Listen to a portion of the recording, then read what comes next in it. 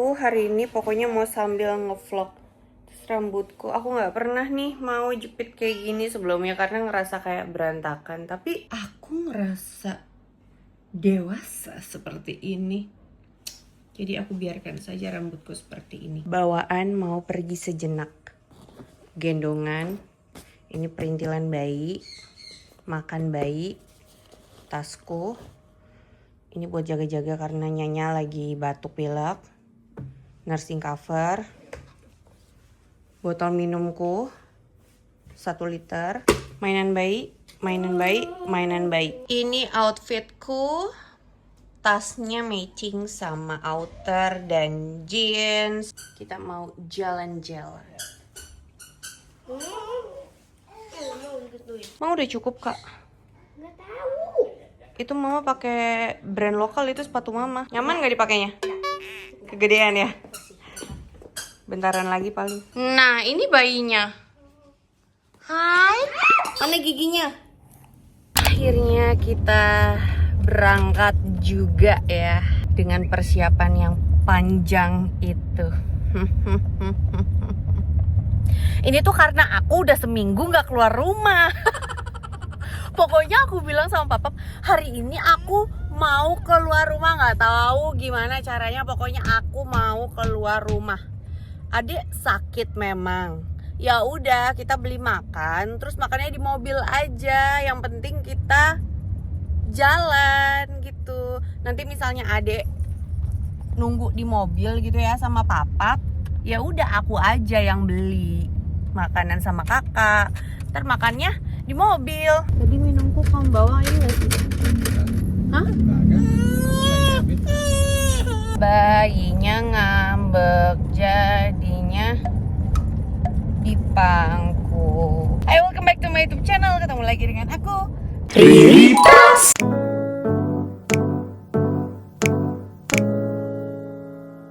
Ngambek dia. Padahal ini bentar lagi jam makan. Tapi minta nyusu. Ya udah, mari kita lihat apakah si adik betah duduk di car seat lagi. Buat yang penasaran nih, HP-nya dari tadi tempel di mana sih? Aku pakai tools ini loh, tapi pastiin harus dalam keadaan bersih, nggak boleh ada debunya. Ini harus di spray sanitizer sih menurutku. Terus habis itu dikeringin. Nah, ini layar TV, monitor, screen monitor apalah itu ya. Itu juga harus dalam keadaan bersih. Terus nih ada locknya. Tuh, nanti aku kasih linknya kalau misalnya kalian mau beli. Tuh, dikunci gitu. Tapi masalahnya ini MagSafe-nya HP-nya nggak bisa pakai casing, jadi harus body only. Nah, tuh. Tapi ya lumayan ya kan.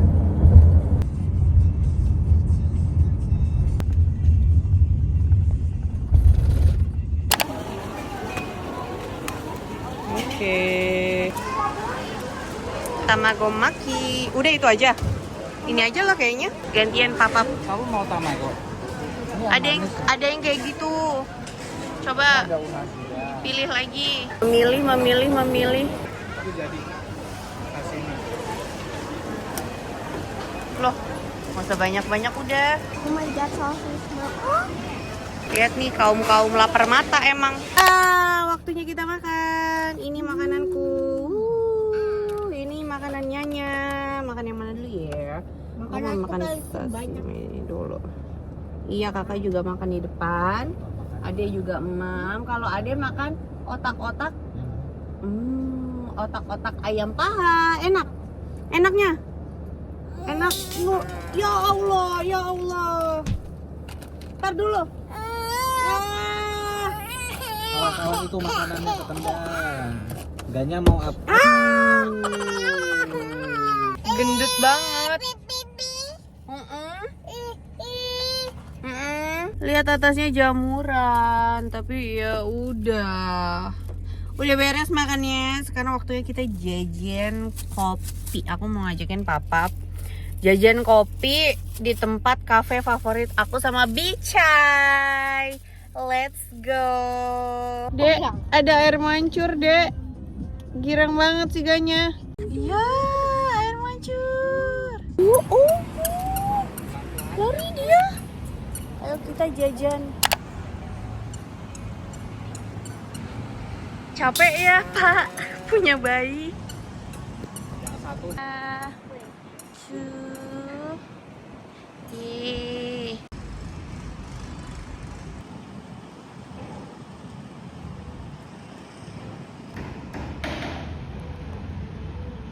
Apa sugarnya? Sugarnya tuh berapa? Apa normal? Tunggu ya.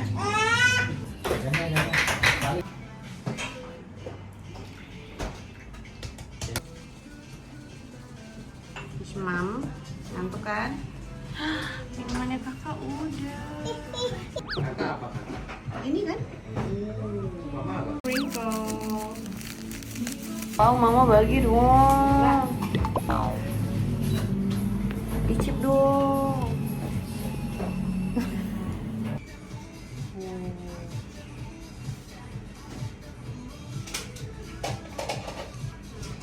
Mari kita cobain. Karena aku nggak bisa ngaduk, jadi dibelubuk-belubuk.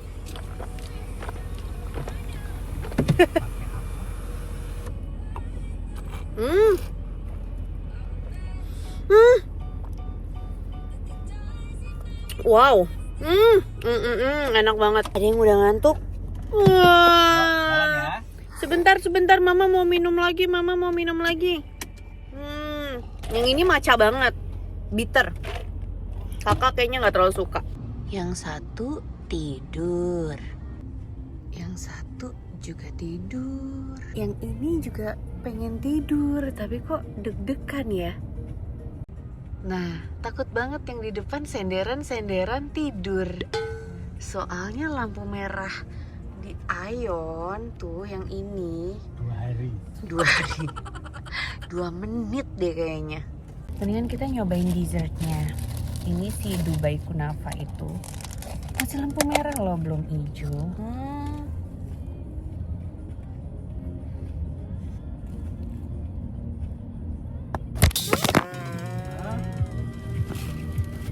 Lebih enak dari yang aku cobain kemarin sih.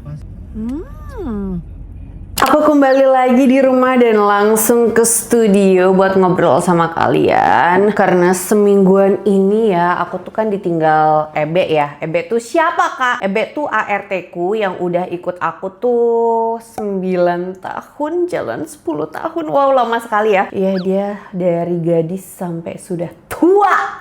Kemarin tuh dia pulang kampung dadakan karena ibunya meninggal. Ibunya tuh sakit, udah lama gitulah. Ya, doain aja yang baik-baik ya. Semoga almarhumah ibunya si Ebe ini jalannya dilapangkan dan keluarga yang ditinggal diberi keikhlasan ya. Udah seminggu nih aku ngurusin kakak adek, belum lagi membuat MBG harian ya. MBG harian untuk kakak aja. Terus juga belum lagi mengurus diriku sendiri. Sementara nge-gym, terus pilates aku stop dulu. Jadi aku fokus ngurus rumah tangga lah ya. Sampai kadang hari-hari itu aku antara ada dan tiada gitu buat diri sendiri tuh nggak nyampe 100% gitu. Tapi aku tiap hari, kebetulan aku ada mbak pulang pergi gitu. Fokusnya sih bebenah rumah. Cuma karena si Ade udah lumayan deket sama mbakku, jadi ada yang bantuin lah gitu. Untuk setiap pagi itu kadang aku minta waktu sekitar 30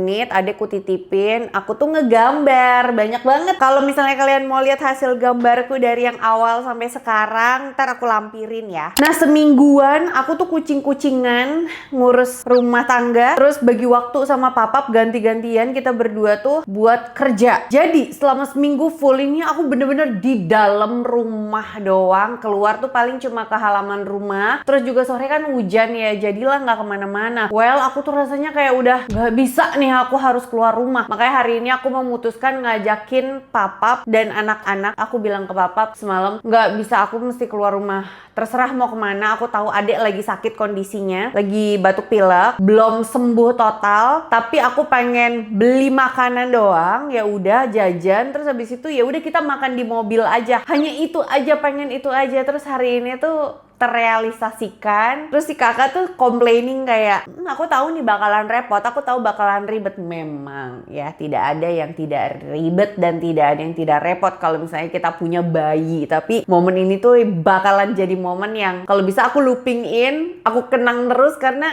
seru. Terus tadi aku hitung-hitung, aku belanja sushi di Ion itu bertiga udah, ya Allah, udah kayak kalap ya tadi tuh. Habisnya 389.000 aku inget ya. Terus abis itu papap tuh jajan air kelapa 50.000. Terus abis itu aku jajan ke Mucha, itu juga habis 300.000. Berarti total hari ini 739.000 untuk hitungan jalan-jalan bareng 2 anak, nge-mall, jajan, kenyang, pulang. 739.000 tuh hemat sih, karena biasanya lebih dari ini. Apalagi kalau misalnya makan di restoran, kalian paham lah pasti ya. Ini lumayan hemat sih. Aku jadi gara-gara ngomong hemat ya, aku jadi keingetan sama tulisanku di threads yang rame kemarin. Ramenya tuh nggak udah OTW 3 bulan masih tetap rame. Jadi aku nulis, nih aku lampirin. Gajiku dulu tuh 5 juta. Ini valid ya, 10 tahun yang lalu. Suamiku juga 5 juta. Terus habis itu kita memutuskan, oke nih kalau misalnya penghasilan kita gabung. Sebelum nikah nih udah ngobrol ya, kayaknya cukup nih untuk berumah tangga gitu ya. Terus habis itu nikah, kosong sebulan. Terus hamil nih di bulan kedua pernikahan. Setelah anaknya lahir, kirain ya setelah anaknya lahir, iya udah, yang perlu dipikirin saat proses lahiran tuh saat itu ya hanya proses lahirannya kan, biayanya. Aku sengaja usaha keras banget gimana caranya aku pengen lahiran normal, karena saat itu tabungannya tuh tibang pas, cuma ngandelin asuransi papap kantor sama paling sebulan setelah aku lahiran dapat bonus dari kantor 1 bulan gaji. Jadinya aku memilih untuk lahiran di kelas 2. Jadi sekamar tuh isinya 4 orang. Karena emang ya duitnya cukupnya hanya segitu gitu. Aku inget banget lahiran tuh butuh 8 juta waktu itu. Terus kebetulan karena ada asuransi dan aku sama papa udah nyiapin dari gaji kami itu yang digabungin jadi 10 juta. Jadi alhamdulillah lah tercover. Jadi duitnya ini bisa kita untuk tabungin untuk biaya anak kalau misalnya nanti kontrol berikutnya kayak gitu-gitu lah, untuk vaksin dan lain sebagainya. Nggak bisa nabung kami nih. Tapi suamiku tuh tetap bilang nih, apalagi pas aku resign dari maskapai LCC terakhir yang lumayan drama, kata suamiku, pokoknya udah kamu tenang aja mah, ada aku. Tenang, ada kamu. Ini kalau misalnya aku pikir-pikir ya, saat itu ya, gimana ya cara tenangnya? Kalau misalnya penghasilanku dibabat abis kan berarti sebulan aku hanya berpegangan dengan 5 juta penghasilan papap itu ya. Nggak tahu gimana ceritanya, matematikanya Allah deh ya. 10 tahun berlalu, agak nekat, tapi alhamdulillah saat ini aku punya 3 rumah. Rumah pertama kami yang di Pamulang itu kan KPR, yang nge-DP-in bapak ibu mertua. Terus habis itu yang nyicil papap, itu 15 tahun rencananya KPR. Terus ternyata 3 tahun tinggal di Pamulang. Kami alhamdulillah punya rezeki buat beli, niat awalnya 1 rumah aja di area Depok pinggiran ini ya, Depok pinggiran mepet Jaksel ini. Terus tadinya duitnya emang kelihatannya kayaknya cukup untuk 1 rumah. Terus sambil berjalan, kayaknya kita butuh studio ya gitu. 1 lagi untuk kita berkreasi gitu, untuk kita kerja. Aku nanya papa, ada pap duitnya? Ini bang pas nih, gimana? Kata papa, kita percayain aja sama Allah katanya. Lagi percaya sama Allah nih. Agak berat tapi ya udah nekat. Sampai tabungan kami berdua 0. Yaudah kita belilah nih 2 rumah. Wah, tiap hari aku komat kamit sih, bener-bener in survival mode gitu ya, bener-bener kerja keras, rodi parah. Ternyata udah berapa tahun ya dari rumah ini? 3 tahun, tapi total dari awal sampai sekarang tuh udah 10 tahun. Oh iya, rumah Pamulang akhirnya berhasil kami lunasi 2 tahun lalu. Itu rasanya beda sih, ngelunasin rumah pertama sama beli rumah berikutnya tuh beda. Tetap rumah pertama tuh yang paling membekas karena itu berjuang banget kan ya. Ternyata ya dari pelajaranku soal 10 tahun berumah tangga ini, kekayaan paling awal tuh bukan uang, tapi energi cintanya yang sinkron sama tujuannya harus terarah. Ibaratnya mah visi misinya nih Sama, kalau energinya selaras, rezeki itu bakal datang sendiri tanpa effort yang harus ngoyo gitu loh. Jadi semakin kita relax, semakin rezeki dan keberlimpahan itu datang sendiri. Kalau misalnya ada yang masih bilang, ngomong doang mah gampang, padahal mah cinta mah nggak bisa bayar listrik ini itu. Aku pernah di posisi itu,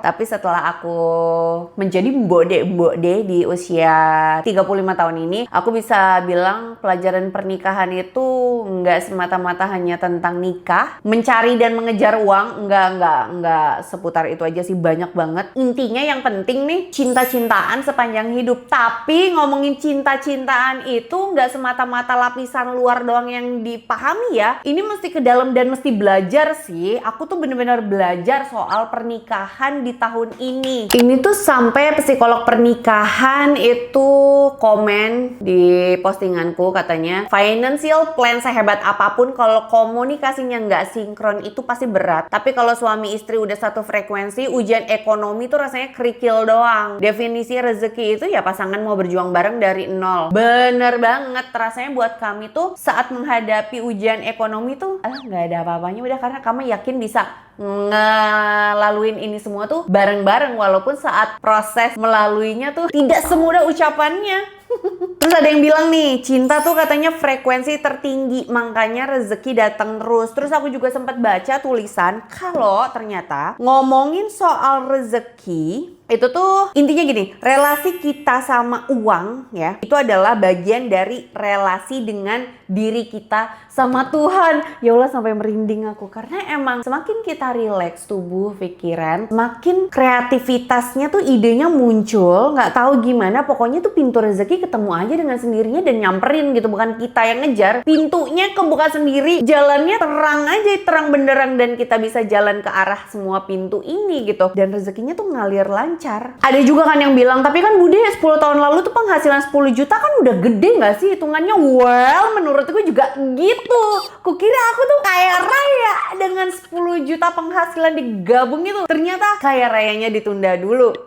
Karena ya realitanya kan kehidupan di Jakarta tuh ya, setelah nikah aku punya anak 1, terus ada cicilan KPR, belum tetek bengek kebutuhan bayi, plus kondisi kakak yang dermatitisnya selalu flare up. Dia tuh eksim basah ya, flare up setiap 2 minggu sekali. Terus belum lagi vaksin dan lain sebagainya, imunisasi. Aduh, banyak deh pokoknya. Intinya kayaknya ditunda dulu. Jadi patokan angka nih ya, kalau buat pernikahan nggak akan ada habisnya sih, karena angka itu bukan patokan aman. Karena biasanya emang tolak ukur ngerasa aman hidup di dunia ini kan adalah dengan uang ya biasanya. Awal nikah, nabung ketunda, ya wajar, namanya juga masih berproses. 10 tahun nikah tuh aku nggak hanya belajar soal nyari uang, tapi juga belajar memahami pernikahan sesungguhnya tuh gimana sih. Terus ternyata ada loh yang harus dibalancing energi feminin sama maskulinnya di dalam pernikahan ini. Kalau misalnya salah satu switch energi itu bisa jadi berantakan ya hubungan rumah tangganya, termasuk dengan hubungan komunikasi dan lain sebagainya. Sama beresin trauma finansial. Jadi nggak perlu ngatur suami harus gimana, tapi di diri sendiri cara kita melihat uang tuh gimana. Kalau misalnya kita nerima banyak uang tuh kira-kira apakah kita akan bahagia, atau jangan-jangan saat nerima banyak uang kita merasa terbebani, takut. Nah itu tuh mesti diberesin ternyata. Karena rezeki tuh nggak cuma soal kerja keras, tapi juga soal kita menerima sama ngelolanya lagi gimana. Terus nih ya, aku punya pertanyaan sepele. Kalau misalnya kalian punya banyak uang, emang uangnya mau dipakai buat apa sih? Mau buat siapa?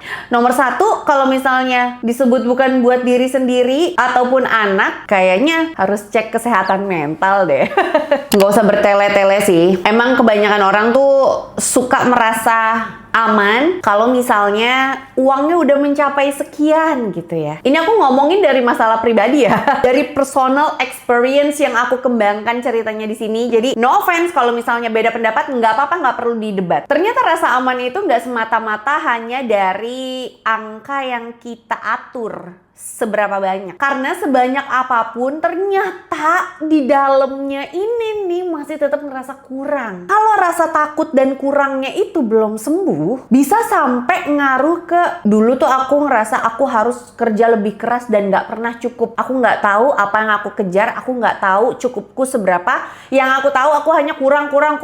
Sekarang yang aku pelajari, aku ubah segalanya. Aku awal mulanya dari aku ke psikolog dulu sekitar 4 tahun yang lalu. Terus abis itu aku hypnobird. Terus mulai kebuka jalannya. Aku ikut trauma detox ya. Sampai akhirnya sekarang aku paham, oh aku ternyata hanya perlu belajar lebih tenang. Aku nggak perlu kebanyakan bikin to-do list. Aku nggak perlu kebanyakan ngeplan. Ya udah, ikutin alurnya aja, relax. Beneran saat di dalamnya itu tenang, ide kreatifnya tuh mulai muncul. Kita mulai berjalan ke arah pintu rezeki itu sendiri, ataupun pintu rezekinya menghampiri aja gitu dengan sendirinya. Flow rezekinya itu muncul, tapi berubah caranya. Dan proses kita nerimanya itu juga jadi berubah. Dan aku tuh sekarang rasanya kayak lagi, gimana ya, berbunga-bunga banget. Kayaknya kalian juga mungkin ngerasain ya energinya di rumah. Karena bener-bener rasanya tuh kayak, kalau dulu mungkin aku rasanya meledak-ledak, kalau sekarang mungkin rasanya tuh pokoknya berdebar-debar berbunga-bunga deh. Pipiku sampai merona loh. Ini lucu sih.